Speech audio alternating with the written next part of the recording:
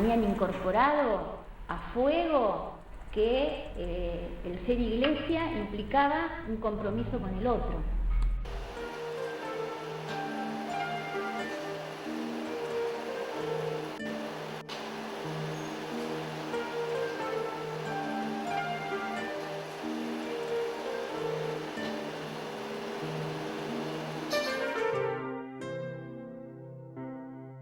La iglesia de la Rosa Mística se encuentra ubicada en la calle 54 y 23 de la ciudad de La Plata.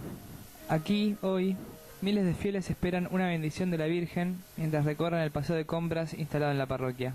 Antes, este lugar era diferente.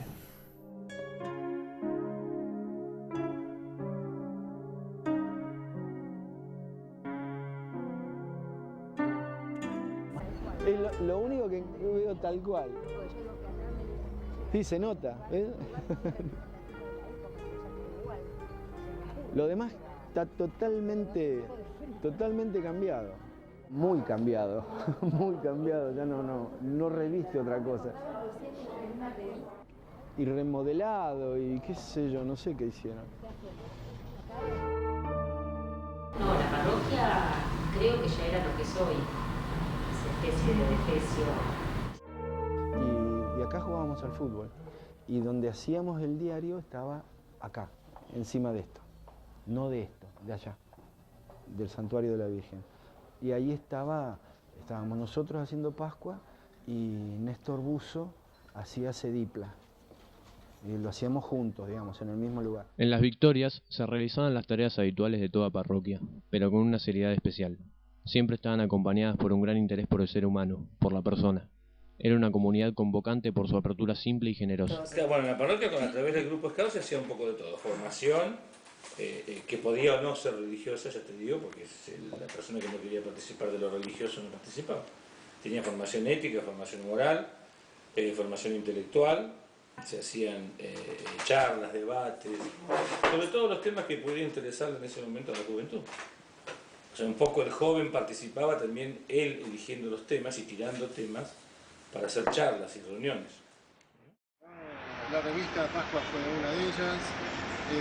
Hacíamos trabajos comunitarios en la parroquia, hacíamos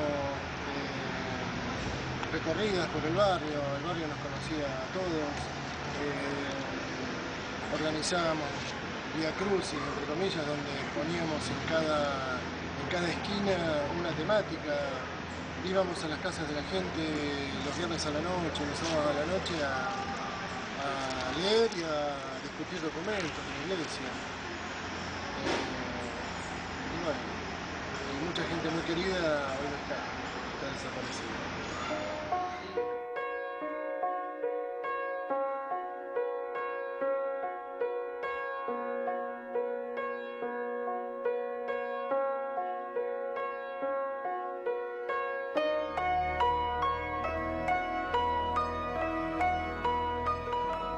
Era un hombre serio pero amable.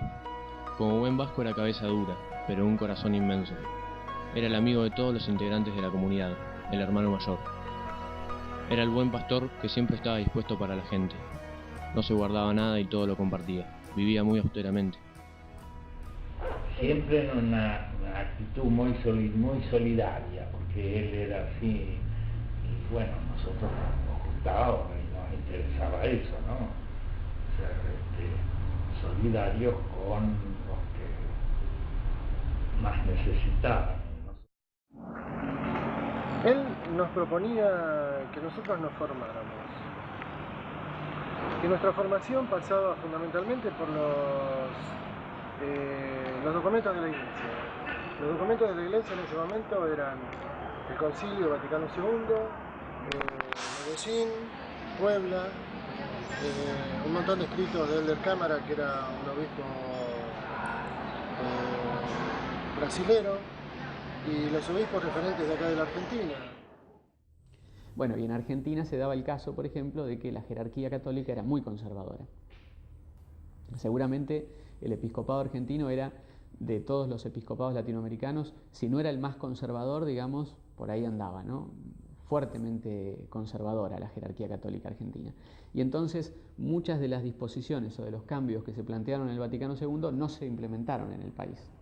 porque los obispos, digamos, demoraban todo lo posible la implementación de esos cambios. Entonces empezó a dar una tensión muy fuerte, incluso a nivel de cada diócesis, entre los sacerdotes jóvenes o incluso las organizaciones laicales del apostolado. Por ejemplo, en esa época ya existía y tenía mucha fuerza la juventud obrera católica, la juventud estudiantil católica, ¿no? La juventud universitaria católica, que querían que los cambios del Concilio Vaticano II se implementaran rápidamente, y la jerarquía que no lo hacía. Significó en La Plata la formación, no hablo por la mía, pero la formación de muchísimos jóvenes, éticamente y moralmente, y por supuesto después religiosamente. No quiero decir que hayan salido sacerdotes de la parroquia. Algunos chicos estuvieron en el seminario, en Dalmaroni, estuvieron en el seminario. De los Buzo, 2 hijos estuvieron en el seminario. De los Taladriz hay un hijo sacerdote en Neuquén. Son todos chicos que estuvieron en la parroquia con nosotros. Algunos de mayor edad, un poquito más, un poquito menos, pero estamos ahí. Pero fundamentalmente me parece que creó un clima muy particular en la relación de los matrimonios con los hijos, de los hijos con los papás, y un ejemplo de vida muy particular. Esos tipos que a veces, si no te dicen nada, vos tenés nada más que observarlos, ¿no? Mirarlos, cómo actúan, cómo se comportan, y aunque no digan nada, era una permanente vida de ejemplo. Eso, a veces hasta un ejemplo que decíamos casi inimitable, ¿no? Porque decías, no, pero... ¿viste?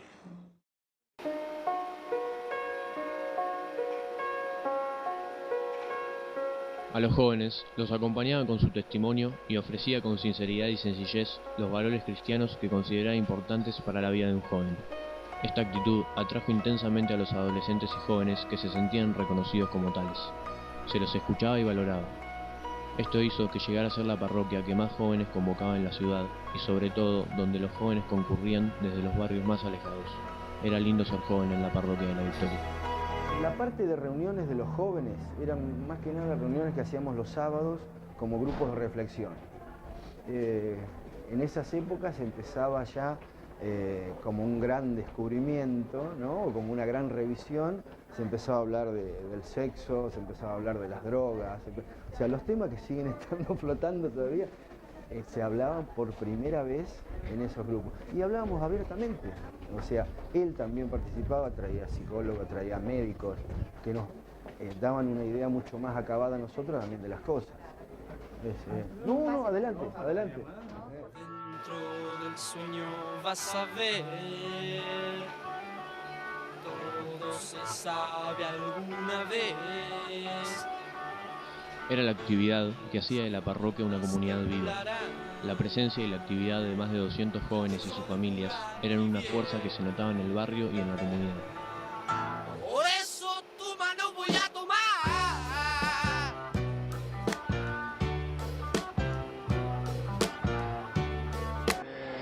Grupos dentro de la parroquia, mira, estaba el grupo juvenil, el grupo scout, que tenía sus ramificaciones. Estaba el grupo universitario, el grupo misionero, el grupo de padres o de gente mayor. Y después, bueno, había como una especie de grupo que unía a todos, que eran los dirigentes, ya sea los dirigentes de scout, todos, digamos, nucleados a través del padre Bengochea, que era el que unificaba, digamos, las cosas, ¿no? Y bueno, y había un componente fuerte también de campamentos. Hacíamos campamentos y paseos, algunos más largos, otros más cortos, donde se apuntaba al autovalimiento, digamos, que cada grupo se valga por sí mismo. Entonces cocinaban, preparaban su lugar. A diferencia de otros campamentos que se organizaban ahora, los grupos se cocinaban con las propias cosas, tenían que armar su propio fuego, no llevábamos calentadores como sistemas, sino bueno, había que prender el fuego. Hacíamos juegos nocturnos que tenían que ver con el tema del miedo y manejarse en grupo. Y hay algo del aprendizaje conjunto, ¿no?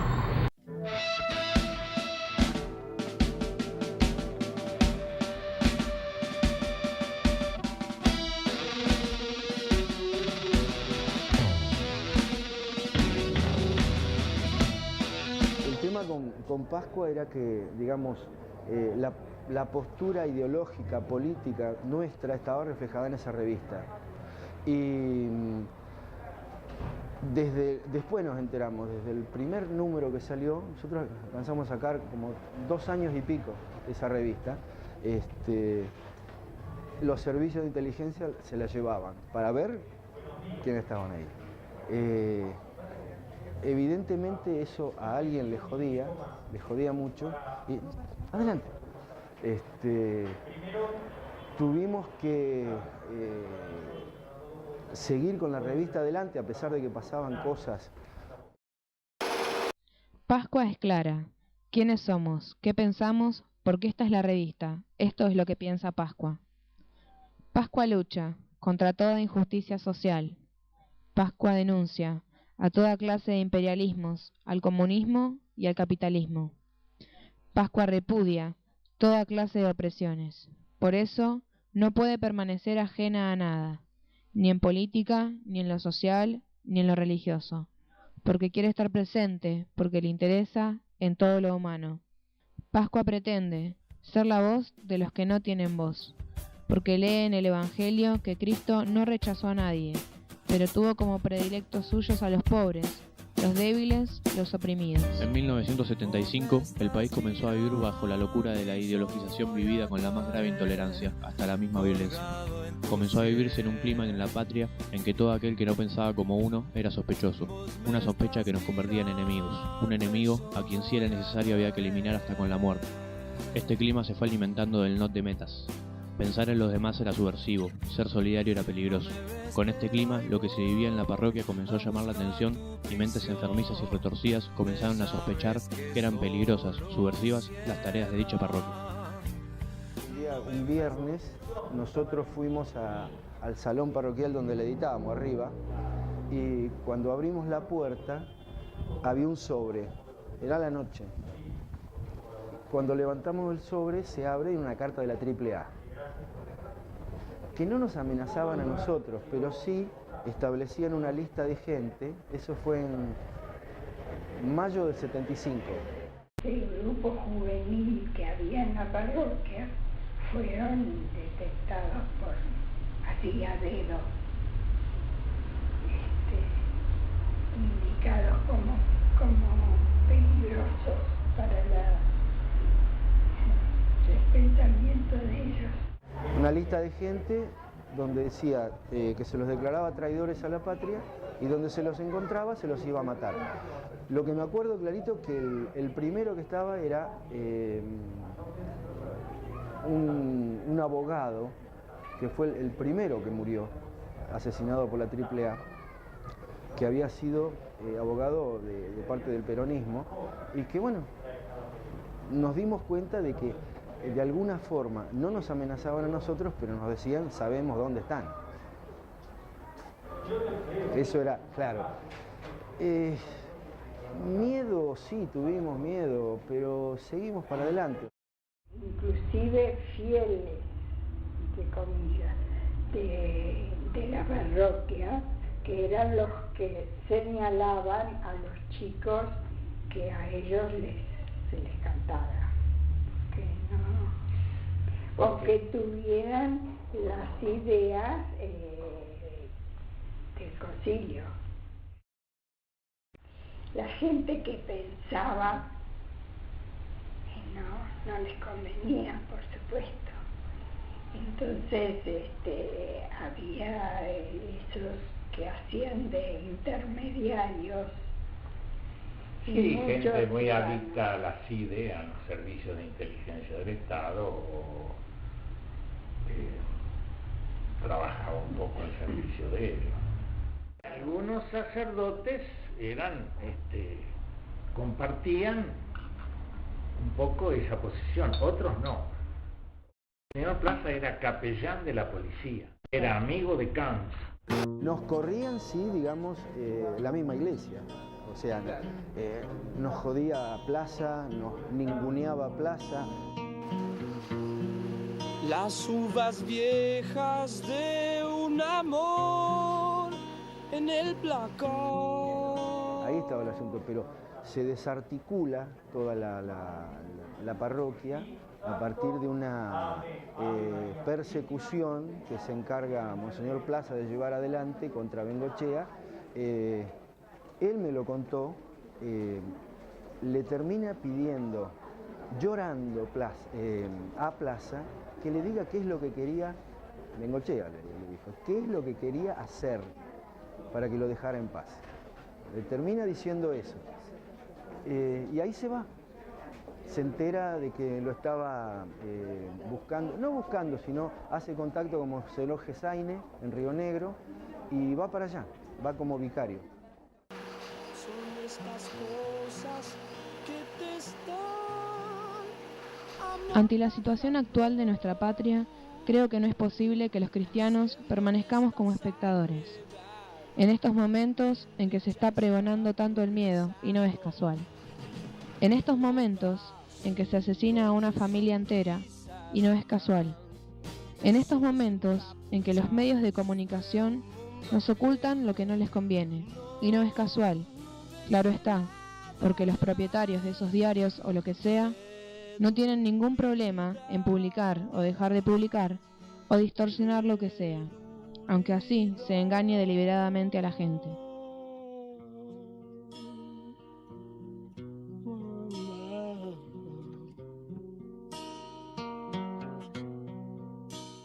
En estos momentos, cuando debemos adoptar una posición crítica y activa. Dejemos nuestro egoísmo que no nos deja crecer, dejemos de pensar en el autito, en el confort, en los productos que nos tratan de vender. Dejemos de despersonalizarnos. Dejemos de ser hipócritas, de ser falsos. No nos digamos cristianos si realmente no tratamos de cambiar las situaciones injustas, si no nos injertamos en la historia, si no dejamos de mirar todo desde afuera. Ofrezcamos al mundo la imagen, no de un Cristo violento, pero sí del Cristo que denunció la hipocresía, sí del Cristo que dijo contra los ricos palabras que hoy diríamos demagógicas. Sí, el Cristo que compartió la vida de los pobres. Sí, el Cristo que no tuvo miedo en decir la verdad. Sí, el Cristo que tomó el látigo contra los mercaderes. Dejemos el temor y la comodidad a un lado. Nuestros hermanos no pueden esperar tanto a que nos decidamos. Hay varias personas desaparecidas de mi edad, otras que estuvieron presas y bueno, recuperaron la libertad. Muchas familias destruidas, muchas cosas, y nosotros pensamos que fue un plan. La iglesia lo mandó al padre Montaña, él fue el que se encargó de hacer el corte, ¿no? Y terminó siendo la cosa mística. No fue Montaña el que lo hizo, pero bueno, la iglesia apoyó, digamos, todo eso. Y a veces charlamos con algunos de nosotros y decimos, hicieron como los egipcios, vieron que borraban todo lo anterior, querían borrarlo del mapa, todo lo anterior que no existía. Bueno, hicieron eso. Directamente la parroquia quisieron que como que no hubiera existido, ¿no? Se llama Rosa Mística, hasta el nombre de mística tiene, ¿no? Es mística, ¿no? Claro. Yo creo que es parte de un fenómeno. Sí. Son evoluciones. Eso fue una... Me parece que es propio de la época del Filipito. La verdad es que esa devoción así vacía, milagrera, desde lo individual, ¿no? Eso de ir a un arreglo individual con Dios, para nosotros era tan grupal todo, tan de todo, que la verdad no lo cuestiono desde la fe, digo desde el mensaje.